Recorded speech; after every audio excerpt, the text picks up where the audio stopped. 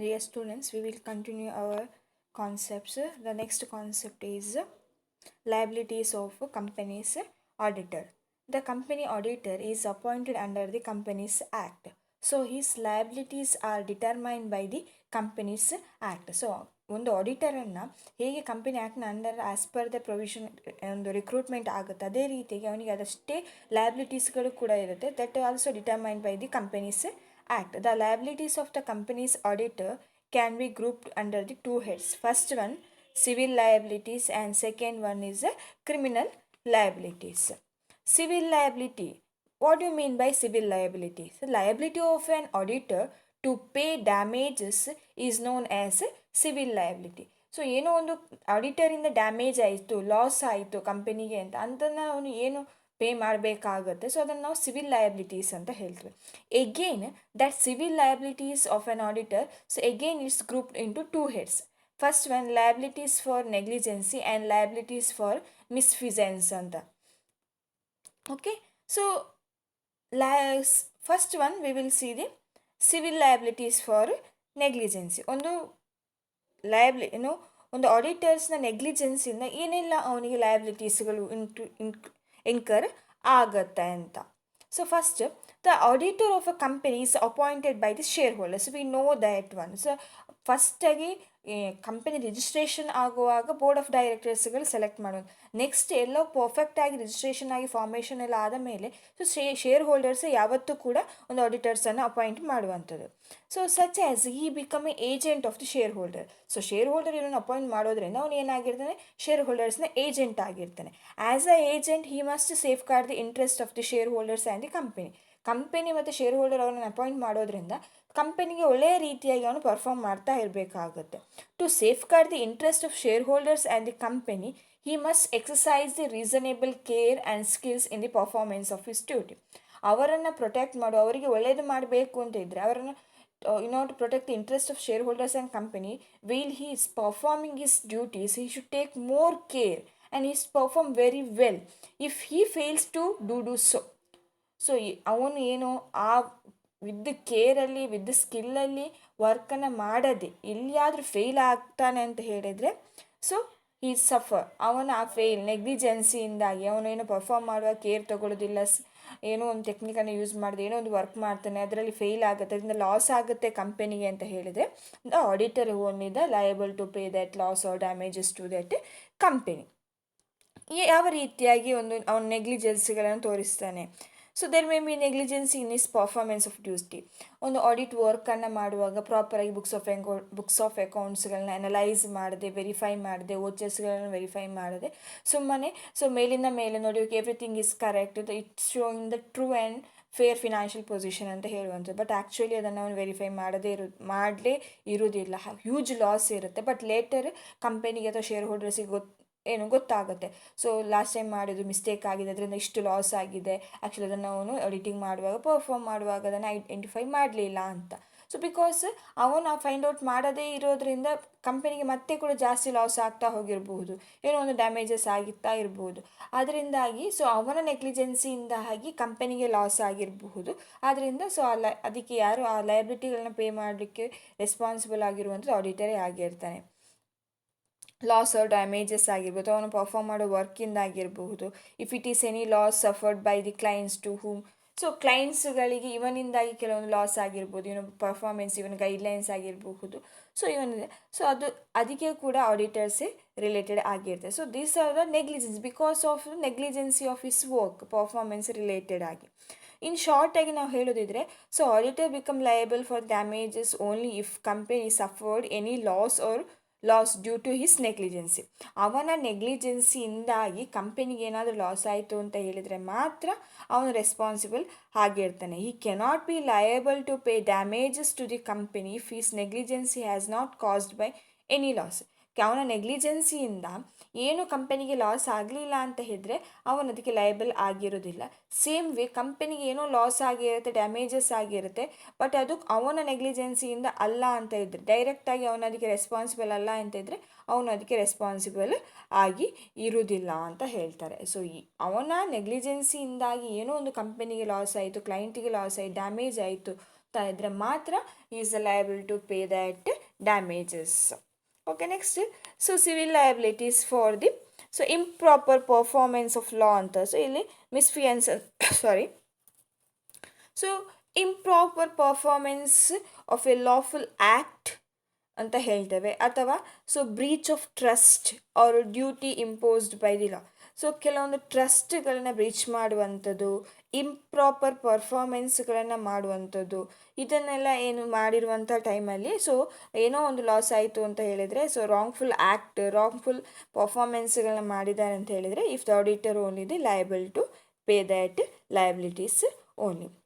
So if an auditor of a company does something wrongfully in the performance of his ಏನೋ ಒಂದನ್ನು ವರ್ಕನ್ನು ಮಾಡುವಾಗ ಏನೋ ಒಂದನ್ನು ಪರ್ಫಾರ್ಮೆನ್ಸ್ ಮಾಡುವಾಗ ರಾಂಗ್ ಆಗಿ ಮಾಡ್ತಾನೆ, ಆ ಪರ್ಫಾರ್ಮೆನ್ಸ್ ಮಾಡೋದ್ರಿಂದ so trust, breach of trust ಆಗಿರಬಹುದು ಅಥವಾ ಇಂಪ್ರಾಪರ್ ಪರ್ಫಾರ್ಮೆನ್ಸ್ ಆಗಿರಬಹುದು. So resulting the financial loss, ಅವನ ಇಂಪ್ರಾಪರ್ ವರ್ಕಿಂದಾಗಿ, ಅವನ ರಾಂಗ್ಫುಲ್ ಆ್ಯಕ್ಟಿಂದಾಗಿ ಕಂಪನಿಗೆ ಫಿನಾನ್ಷಿಯಲಿ ಲಾಸ್ ಆಯಿತು ಅಂತ ಹೇಳಿದರೆ is only the responsible for that, ಅವನೇ ರೆಸ್ಪಾನ್ಸಿಬಲ್ ಆಗಿರ್ತಾನೆ. ಸೊ ಬೇರೆ ಬೇರೆ ಸೆಕ್ಷನ್ ಮುಖಾಂತರ ಬೇರೆ ಬೇರೆ ರೀತಿಯಾಗಿ ಅವನಿಂದ ಕೆಲವೊಂದು ಆ್ಯಕ್ಟ್ಗಳು ಆಗ್ತವೆ. If on auditor of company does not follow with the provision sections 227 of the companies act of 1956 deals with the statements the auditor has to make in his report to the shareholders, he is guilty to misfeasance and he is liable to pay fine. So ಕೆಲವೊಂದು ಸ್ಟೇಟ್ಮೆಂಟ್ಗಳನ್ನು, ರಿಪೋರ್ಟ್ಗಳನ್ನು ಮಾಡುವಾಗ ಅವನು ಏನು ಮಿಸ್ಟೇಕ್ಸ್ಗಳನ್ನ ಮಾಡಿದರೆ ಅವಾಗ ಕೂಡ ಅವನು fine ಆಗುತ್ತೆ. ಅಥವಾ ಕೆಲವೊಂದು ರಿಪೋರ್ಟ್ಸ್ಗಳಿಗೆ ಸೈನ್ ಮಾಡುವಾಗ, ಅಥೆಂಟಿಕೇಷನ್ಸ್ ಕೊಡುವಾಗ ಆ್ಯಕ್ಚುಲಿ ಗೊತ್ತಿರತ್ತೆ ರಾಂಗ್ಫುಲ್ ಆಗಿದೆ ಅಂತ, ಆದರೂ ಕೂಡ ಸೈನ್ ಮಾಡಿ ಅದನ್ನು ಕರೆಕ್ಟ್ ಆಗಿದೆ ಅಂತ ಕೊಡ್ತಾನೆ, ಅವಾಗ ಕೂಡ ಅವರಿಗೆ ಫೈನ್ ಬೀಳುತ್ತೆ. And next, if the auditors knowingly authorise to issue the prospectus issue ಮಾಡ್ತಾರೆ ಗೊತ್ತಿದೆ, ಅದರಲ್ಲಿರುವಂಥ ಕಂಟೆಂಟ್ಗಳು ಕರೆಕ್ಟಾಗಿ ಇರಬೇಕು, because that prospectus going to attract the so shareholders ಕಸ್ಟಮರ್ಸನ್ನು ಅಟ್ರ್ಯಾಕ್ಟ್ ಮಾಡುತ್ತೆ ಅಂತ ಗೊತ್ತಿರುತ್ತೆ. ಸೊ ಅಂತಹ ಪ್ರಾಸ್ಪೆಕ್ಟಸ್ಗಳಲ್ಲಿ ಕಂಟೆಂಟ್ಗಳಲ್ಲಿ ಫಾಲ್ಸ್ ಸ್ಟೇಟ್ಮೆಂಟ್ಗಳನ್ನ ಕೊಡುವಂಥದ್ದು. ಸೊ ಆ ರೀತಿಯಾಗಿ ಅದನ್ನು ಕೂಡ ಚೆಕ್ ಮಾಡೋದಿದ್ರೆ so is become liable to pay the fine. So ಅದು ಏನು ಇವಾಗ ಚೇಂಜ್ ಆಗ್ತಾ ಇದೆ, ಸೊ ಅದು ಅವನಿಗೆ ಜೈಲು ಶಿಕ್ಷೆ ಕೂಡ ಆಗಬಹುದು ಅಂತ ಹೇಳ್ತೇವೆ. Okay, these are the relating to this civil liabilities of improper performance ಕೂಡ ಅಂತ ಕೂಡ ನಾವು ಹೇಳ್ತೇವೆ.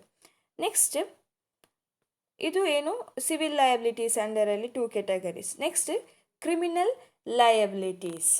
ಏನು criminal liabilities of auditor? So means liability for the crime ಅಂತ ನಾವು ಹೇಳ್ತೇವೆ. Criminal liabilities of the auditor arises out of an act constituting a crime, misrepresentation of facts, falsification of facts, issue of false certificates, making of false statement, destructions of any vouchers or documents, or doing any other act with the intent to deceive others. Means ಬೇರೆಯವರಿಗೆ ಮೋಸ ಮಾಡಬೇಕು ಅನ್ನುವಂಥ intention ಕೆಲವೊಂದು action ಮಾಡಿ. So the penalty for criminal liability for an auditor may be fine ಆಗಿರ್ಬೋದು, ಇಂಪ್ರಿಷನ್ಮೆಂಟ್ ಆಗಿರ್ಬೋದು, ಅಥವಾ ಎರಡೂ ಕೂಡ ಅವನಿಗೆ ಸಿಗುವಂತಹ ಚಾನ್ಸಸ್ ಇರುತ್ತೆ. ಕ್ರೈಮ್ ಗೊತ್ತಿದ್ದು ಕೆಲವೊಂದನ್ನು ಅವನು ತಪ್ಪುಗಳನ್ನು ಮಾಡುವಂಥದ್ದು, ಸೊ ಅದಕ್ಕೆ ನಾವು ಕ್ರೈಮ್ ಅಂತ ಹೇಳ್ತೇವೆ. So criminal liabilities of auditors may be arise under the companies act 1956. First one in that, criminal liability of an auditor under the Companies Act 1956 ಪ್ರಕಾರ ಯಾವುದೆಲ್ಲ ಆ್ಯಕ್ಟನ್ನು ಸೊ ಕ್ರಿಮಿನಲ್ ಲಯಬಿಲಿಟೀಸ್ಗಳಂತ ಕನ್ಸಿಡರ್ ಮಾಡ್ತಾರೆ. So first, for miss statement in prospectus. Under the Companies Act 1956, the prospectus issued by the company, including, so ಅದನ್ನು prospect issue ಮಾಡುವಂಥ company. So but they are issued the prospectus, but it contains the untruth or misstatement by the auditor. The auditor become criminally liable for the imprisonment of 2 years or with the fine. So may be extended both. So fine ಇರ್ಬೋದು ಅಥವಾ ಇಂಪ್ರಿಷನ್ಮೆಂಟ್ ಇರ್ಬೋದು, ಯಾಕಂದರೆ ಆಡಿಟರ್ಗೂ responsibility ಇರುತ್ತೆ. So financial statement ಇರುವಂಥದ್ದು, ಪ್ರಾಫಿಟನ್ನು ಅದನ್ನು disclose ಮಾಡುವಂಥದ್ದು.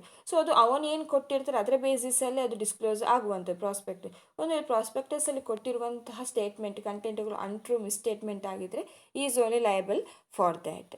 And for fraudulent inducing person to invest money.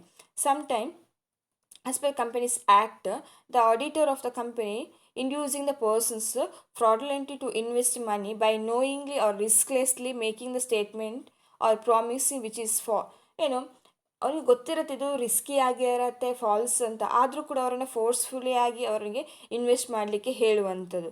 So ಅವರಿಗೆ ಏನು ಇನ್ಫಾರ್ಮೇಷನ್ ಮಿಸ್ಲೀಡ್ ಮಾಡುವಂಥದ್ದು, ಅವರಿಗೆ ಮಿಸ್ಲೀಡ್ ಮಾಡಿ ಅವರಿಗೆ ಇನ್ವೆಸ್ಟ್ಮೆಂಟ್ ಮಾಡುವ ಹಾಗೆ ಮಾಡುವಂಥದ್ದು, ಈ ರೀತಿ ಮಾಡುವಂಥದ್ದು ಕೂಡ ಕ್ರೈಮ್ ಅಂತ ಕನ್ಸಿಡರ್ ಮಾಡ್ತಾರೆ. So knowingly is doing some of the illegal activities, fraudulent activities. So he become punishable with the imprisonment up to 5 years or with the fine of 10,000 or both. ಎರಡು ಕೂಡ ಅವನಿಗೆ ಸಿಗುವಂಥ ಚಾನ್ಸಸ್ ಇರತ್ತೆ. Next, for failure to assist prosecutions of guilty officers. When on the basis of report submitted by the inspector, the central government take actions and prosecute any officers. In that time, the auditor is required to assist the prosecutions. If he fails to do that activities, he is become the punishable with the imprisonment for 6 months or fine for 500 or now it's increased or both. Fine imprisonment ಎರಡು ಕೂಡ ಅವನಿಗೆ ಸಿಗುವ chances ಇರತ್ತೆ. Next, for falsification of books. So for falsification of books ಅಂತ ಹೇಳಿದರೆ, if auditor of a company is going to wind up in that time, so with intentionally the auditor will destroy the few of the books or is manipulate the statement, if he will show the false statements or false data in that, so in order to fraud the other party, or else he will destroy the few of the documents in that time. So he is only the responsible person, so he is only liable to pay that sum of amount ಆಗಿರಬಹುದು, ಅಥವಾ ಇಲ್ಲಿ amount ಅಲ್ಲ ಅಂತ ಹೇಳಿದರೆ crime ಅಂತ consider ಆಗೋದು ಅವನಿಗೆ punishment, ಇಲ್ಲಿ ಇಂಪ್ರಿಷನ್ಮೆಂಟ್ ಆಗಿರ್ಬೋದು, ಅಪ್ ಟು 7 year ಜೈಲುಗಳು ಕೂಡ ಆಗುವಂಥದ್ದು, ಅಥವಾ is liable to pay the fine. So falsifications, so ಕಂಪನಿಗೆ ಬಿಲಾಂಗ್ಸ್ ಆಗಿರುವಂತಹ ಏನು ಬುಕ್ಸ್ಗಳನ್ನ falsification or party to destructions, so alteration ಮಾಡುವಂಥದ್ದು, falsification books or papers, makes any false or fraudulent entry in any registers, ಈ ರೀತಿಯಾಗಿ ಮಾಡುವಂಥ ಕಂಪನಿ ವೈಂಡ್ ಅಪ್ ಆಗುವಾಗ so ಅದನ್ನು ಪ್ರಾಪರಾಗಿ ಇದೆ, ಸೊ ಅದರಿಂದ ವೈಂಡ್ ಅಪ್ ಆಗುವಂಥ ಸಿಚುವೇಶನ್ ಇಲ್ಲಿ ಇರುತ್ತೆ. ಅಂಥ ಟೈಮಲ್ಲಿ ಕೆಲವೊಂದು ಆಲ್ಟ್ರೇಷನ್ಸ್ಗಳನ್ನು ಮಾಡಿದರೆ, ಸೊ ಫೇಕಾಗಿ ಡೇಟಾವನ್ನು ತೋರಿಸಿದರೆ is only liable for that ಅಂತ. ನೆಕ್ಸ್ಟ್, ಪ್ರಾಸಿಕ್ಯೂಷನ್ ಅಂಡರ್ ಸೆಕ್ಷನ್ ಅಂತ ಹೇಳ್ತೇವೆ. So prosecution under section 545. If in the course of winding up of company, the auditor has been found guilty of any criminal offense in relation to the company. Company winding up ಆಗೋ ಸಿಚುವೇಷನಲ್ಲಿ auditor ಯಾವುದೋ ಒಂದು criminal ಅಫೆನ್ಸಲ್ಲಿ ಸಿಕ್ಕಾಕೊಂಡ್ರೆ, criminal ಅಫೆನ್ಸನ್ನು company related ಆಗಿ ಮಾಡಿದ್ದಾನೆ ಅಂತ ಹೇಳಿದರೆ, the court may direct the liquidator of the company to prosecute the ಆಡಿಟರನ್ನು ಪ್ರಾಸಿಕ್ಯೂಟ್ ಮಾಡಲಿಕ್ಕೆ ಹೇಳುತ್ತೆ.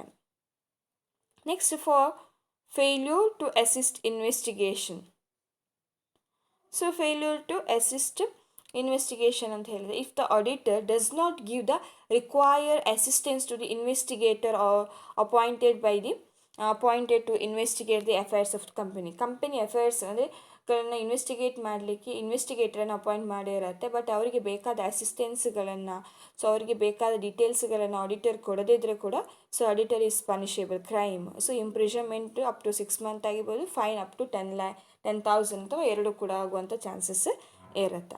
Next one, for failure to return property, books or papers. When the company is wind up, the court may direct the auditor who is known or suspected to be possession of any property, books, paper of the company. ಕಂಪನಿಯ property, books, paper ಯಾರ ಹತ್ರ ಇರುತ್ತೆ ಅವರು ಕೋರ್ಟಿನ ಮುಂದೆ ಬಂದು ಅದನ್ನು submit ಮಾಡಬೇಕು ಅಂತ ಹೇಳುತ್ತೆ. ಅಂಥ ಟೈಮಲ್ಲಿ ಒಂದು ವೇಳೆ ಆಡಿಟರ್ಸ್ ಅಲ್ಲಿಗೆ ಅಪಿಯರ್ ಆಗಲಿಲ್ಲ, ಸಬ್ಮಿಟ್ ಮಾಡಲಿಲ್ಲ ಅಂತ ಹೇಳಿದರೆ, ಸೊ ಅವನನ್ನು ಅರೆಸ್ಟ್ ಕೂಡ ಮಾಡುವಂಥ ಚಾನ್ಸಸ್ ಇರತ್ತೆ. ಓಕೆ, ದೀಸ್ ಆರ್ ದ ಕ್ರೈಮ್ಗಳನ್ನ ಯಾವ ರೀತಿಯಾಗಿ ಕನ್ಸಿಡರ್ ಮಾಡ್ತಾರೆ. First under the criminal liability of the auditor under the Companies Act 1956. Next, B, criminal liability of an auditor under the Indian Penal Code.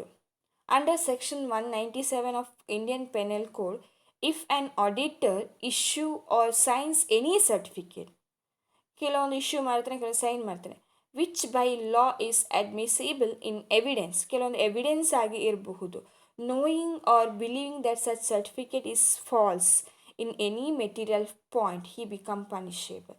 ಕೆಲವೊಂದು ಸರ್ಟಿಫಿಕೇಟ್ಗಳಿಗೆ, ಕೆಲವೊಂದು ಡಾಕ್ಯುಮೆಂಟ್ಗಳಿಗೆ ಆಡಿಟರ್ ಸೈನ್ ಮಾಡ್ತಾನೆ.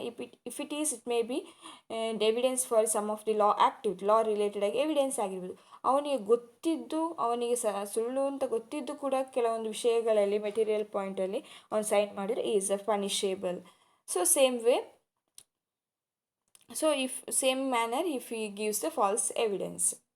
Okay, next, criminal liability of an auditor under the Income Tax Act 1961. So auditor of the company can act as authorized representatives and appear before the income tax authorities in connections with the proceedings under the Income Tax Act. So ಯಾವುದೆಲ್ಲ ನಾವು criminal ಲಯಬಿಲಿಟೀಸ್ಗಳಂತ under this income tax ಆ್ಯಕ್ಟ್ನಲ್ಲಿ consider ಮಾಡ್ತೇವೆ. First, if an auditor submitted knowingly any false statement in the form of account for the preparation of income tax return ಮಾಡಲಿಕ್ಕೆ ಆ ಕಂಪನಿಯ behalf ಆಗಿ ಕೆಲವೊಂದು ಫಾಲ್ಸ್ ಸ್ಟೇಟ್ಮೆಂಟ್ಗಳನ್ನು, ಫಾಲ್ಸ್ ಡಾಕ್ಯುಮೆಂಟ್ಗಳನ್ನು ಸಬ್ಮಿಟ್ ಮಾಡಿದ್ದಾನೆ ಅಂತ ಹೇಳಿದರೆ, she is liable to for the imprisonment for 2 years.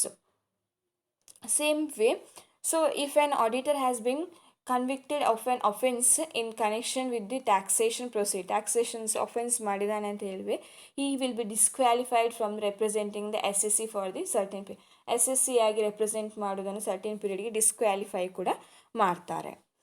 Okay, these are the related income tax. Next, criminal liability of an auditor under the Chartered Accountant Act. Chartered accountant ಆ್ಯಕ್ಟ್ನ ಪ್ರಕಾರ ಅವನು ಯಾವುದೆಲ್ಲ ಆ್ಯಕ್ಟನ್ನು criminal liability ಅಂತ consider ಮಾಡ್ತಾರೆ. So chartered accountant act of 1949, if a person not being a chartered account but act as a auditor of the company and he will sign any document is become a liable for up to fine 1,000 or imprisonment extending 6 months ಆಗಿರ್ಬೋದು, ಅಥವಾ fine ಕೂಡ 5,000 ಅಥವಾ ಎರಡೂ ಕೂಡ ಇರ್ಬೋದು. Chartered accountant ಆಗಿರೋದಿಲ್ಲ, but chartered accountant ಅಂತ act ಮಾಡ್ತಾನೆ, ಆಡಿಟಿಂಗ್ ಮಾಡ್ತಾನೆ, ಸೈನ್ ಮಾಡ್ತಾನೆ, ಸೊ ಅವನಿಗೆ ಜೈಲಾಗುವಂಥ ಚಾನ್ಸಸ್ ಇರುತ್ತೆ. And next, if he is include any statement, written or form to be submitted in the council, any particular knowing them false, ಕೆಲವೊಂದು ಡಾಕ್ಯುಮೆಂಟ್ಸ್ಗಳನ್ನು submit ಮಾಡುವ false ಡಾಕ್ಯುಮೆಂಟ್ಗಳನ್ನು ಮಾಡಿ, ಸೊ ಆ್ಯಸ್ ಎ ಆಡಿಟರ್ ಅಂತ submit ಮಾಡ್ತಾನೆ, ನಾನು CA ಆಗಿ ಚಾರ್ಟರ್ಡ್ ಅಕೌಂಟೆಂಟ್ ಆಗಿದ್ದೇನೆ ಅಂತ ಹೇಳಿ ಫಾಲ್ಸ್ ಡಾಕ್ಯುಮೆಂಟ್ಸ್ಗಳನ್ನು ರೆಪ್ರೆಸೆಂಟ್ ಸಬ್ಮಿಟ್ ಮಾಡುವಂಥದ್ದು, ಈ ರೀತಿಯಾಗಿ ಮಾಡಿದರೂ ಕೂಡ ಅವನಿಗೆ ಇಂಪ್ರಿಸನ್ಮೆಂಟ್, ಕ್ರಿಮಿನಲ್ ಅಂತ ಅದನ್ನು ಕನ್ಸಿಡರ್ ಮಾಡ್ತಾರೆ. Next, if he does not supply the information called or information ಕೇಳಿದಾಗ, or does not comply or follow with the requirement asked for the councils or any of its committee. ಅವರ ಕಮಿಟಿಗಳು ಕೆಲವೊಂದು information ಕೇಳಿದಾಗ ಅಥವಾ ರಿಕ್ವೈರ್ಮೆಂಟ್ಸ್ಗಳಿದ್ದಾಗ follow ಮಾಡದೇ ಇದ್ದಾಗ, ಕೌನ್ಸಿಲ್ಗಳು ಏನೋ ಒಂದು information ಕೇಳಿದಾಗ ಅದನ್ನೆಲ್ಲ ಕೊಡದೇ ಇದ್ದು, ಅದನ್ನು ಫಾಲೋ ಮಾಡದೇ ಇದ್ದರೆ ರೂಲ್ಸ್ ರೆಗ್ಯುಲೇಷನ್ಸ್ಗಳನ್ನು, ಅವಾಗ ಕೂಡ ಅವನಿಗೆ ಏನು ಕ್ರೈಮ್ ಅಂತ ಕನ್ಸಿಡರ್ ಮಾಡ್ತಾರೆ. ಬಿಕಾಸ್ ಅವರಿಗೆ ಸಮ್ ಡೌಟ್ ಇರುತ್ತೆ, ಆ್ಯಕ್ಚುಲಿ ಇವನು ಆಡಿಟರ ಅಲ್ವಾ, ಆಡಿಟರ್ ಆದರೆ ಯಾಕೆ ನಮಗೆ ಬೇಕಾದ ಇನ್ಫಾರ್ಮೇಷನ್ ಪ್ರೊವೈಡ್ ಮಾಡ್ತಾ ಇಲ್ಲ, ಸೊ ನಮ್ಮ ಕೌನ್ಸಿಲ್ ಹೇಳಿದಾನೆ ಯಾಕೆ ಫಾಲೋ ಮಾಡೋದಿಲ್ಲ ಅನ್ನುವಂಥದ್ದು. Okay, these are the mainly 2 liabilities, civil liabilities and criminal liabilities. ಸಿವಿಲಲ್ಲಿ ಸೊ ಅವನಿಗೆ ನೆಗ್ಲಿಜೆನ್ಸಿ ಆಗಿರಬಹುದು ಅಥವಾ ಮಿಸ್ಫಿಜೆನ್ಸ್ ಅಂತ ಹೇಳ್ತಾರೆ. ನೆಕ್ಸ್ಟ್ ಸೆಕೆಂಡ್ ಕ್ರಿಮಿನಲಲ್ಲಿ, so under the companies act, under the chartered accountant act, under the tax act, under the Indian penal code, 4 ರೀತಿಯಾಗಿ ಅವರಿಗೆ ಬೇರೆ ಬೇರೆ ರೀತಿಯಾಗಿ ಆಡಿಟರ್ಗೆ ಕ್ರಿಮಿನಲ್ ಸೊ ಲಯಬಿಲಿಟೀಸ್ಗಳು ಇನ್ಕರ್ ಆಗುತ್ತೆ. Next, liability of an auditor third ಪಾರ್ಟಿಗೆ ಕೂಡ ಕೆಲವೊಂದು ಡ್ಯಾಮೇಜಸ್ ಲಾಸ್ ಆದರೆ ಆಡಿಟರ್ ಲಯಬಲ್ ಆಗಿರ್ತಾನೆ. There are several person like creditors, banker, debentures, customers, income tax authority, ಇವರೆಲ್ಲ ಥರ್ಡ್ ಪಾರ್ಟಿ ಆಗಿರ್ತಾರೆ. Who take the advantages of accounts audited by the auditor audit ಮಾಡಿರುವಂಥ ಅಕೌಂಟ್ಸ್ಗಳ ಅಡ್ವಾಂಟೇಜಸ್ಗಳನ್ನು ತೊಗೋತಾರೆ, ಅವರಿಗೆ ಅದರಿಂದ ಬೆನಿಫಿಟ್ ಆಗುತ್ತೆ, ಅದರಲ್ಲಿ ಏನು ತೋರಿಸೋದು ಅದನ್ನೇ ನಿಜ ಅಂತ ನಂಬಿರ್ತಾರೆ. ಆದ್ದರಿಂದ the auditor has liability towards these parties also, ಅದರಿಂದ ಆ ಪಾರ್ಟಿಗೆ ಏನೇ ಲಾಸ್ ಆದರೂ ಕೂಡ ಇವನು ಲಯಬಲ್ ಆಗಿ ಇರ್ತಾನೆ. 2 ರೀತಿಯಾಗಿ, liability for negligence, liability for fraud. Negligence obviously ನಮಗೆ ಗೊತ್ತಿದೆ, ಆಡಿಟರ್ ನಿಂದಾಗಿ ಕೆಲವೊಂದು ಪರ್ಫಾರ್ಮೆನ್ಸ್, ಕೆಲವೊಂದು ಕೇರ್ನೆಸ್ ಇಂದಾಗಿ ಕೆಲವೊಂದು ಡ್ಯಾಮೇಜಸ್ಗಳು, ಲಾಸ್ಗಳು ಆಗುವಂಥದ್ದಕ್ಕೆ, ಸೊ ಅದಕ್ಕೆ ಡ್ಯಾಮೇಜಸ್, ಲಾಸ್ಗಳು ಥರ್ಡ್ ಪಾರ್ಟಿಗೆ ಆಗುವಂಥದ್ದು ಬಿಕಾಸ್ ಆಫ್ ದಿ ಆಡಿಟರ್ಸ್ ನೆಗ್ಲಿಜೆನ್ಸಿಂದಾಗಿ ಥರ್ಡ್ ಪಾರ್ಟಿಗೆ ಲಾಸ್ ಆದರೆ ಈಸ್ ಲಯಬಲ್. ಯಾವ ರೀತಿಯಾಗಿ negligence? Untrue statement in the prospect. Obviously prospectus only attracting the shareholders. So ಏನೋ ಅಟ್ರ್ಯಾಕ್ಟ್ ಮಾಡೋದ್ರಿಂದ ಅದರ್ಸ್ ಕ್ರೆಡಿಟರ್ಸ್ ಆಗಿರಬಹುದು, ಸೊ ಪ್ರತಿಯೊಬ್ಬರನ್ನ ಕೂಡ ಅಟ್ರ್ಯಾಕ್ಟ್ ಮಾಡೋದ್ರಿಂದ ಅದರಲ್ಲಿರುವಂಥ ಅನ್ಟ್ರೂ ಅಂದರೆ ಸರಿಯಾದ ಸ್ಟೇಟ್ಮೆಂಟನ್ನು ಕೊಡದಿದ್ದಾಗ ಅದನ್ನು ಓದಿ ಓಕೆ ಪ್ರಾಫಿಟ್ ಚೆನ್ನಾಗಿ ಇದೆ, ಇವರು ಈ ರೀತಿಯಾಗಿ ಇನ್ವೆಸ್ಟ್ಮೆಂಟ್ ಇದೆ, ಈ ರೀತಿಯ ಲೀಡಿಂಗ್ ಕಂಪೆನಿ, ಈ ರೀತಿಯ ಕಂಟೆಂಟ್, ಸೊ ಪ್ರತಿಯೊಂದನ್ನು ಓದಿ ಅವರು ಬರೋದ್ರಿಂದ ಅದು ಆ್ಯಕ್ಚುಲಿ ಅಲ್ಲದೇ ಇದ್ದಾಗ ಸೊ ಅವ್ರು ಮಾಡಿದಂಥ ಇನ್ವೆಸ್ಟ್ಮೆಂಟ್ ಅವರಿಗೆ ಲಾಸನ್ನು ಕೊಡ್ತಾ ಇರ್ಬೋದು. So because of the prospectus statement they are attracted towards that company, they are invested but they are not getting the gain. So normal loss ಆಗುತ್ತೆ, ಬಟ್ ಪ್ರಾಸ್ಪೆಕ್ಟರ್ಸಿನ ಅನ್ಟ್ರೂ ಸ್ಟೇಟ್ಮೆಂಟಿಂದಾಗಿ ಅವರಿಗೆ ಕಂಪನಿಗೆ ಲಾಸ್ ಆಯಿತು, ಕಂಪನಿಗೆಲ್ಲ ಥರ್ಡ್ ಪಾರ್ಟಿಗೆ ಲಾಸ್ ಆಯಿತು ಅಂತ ಹೇಳಿದರೆ, so the auditor only liable for that.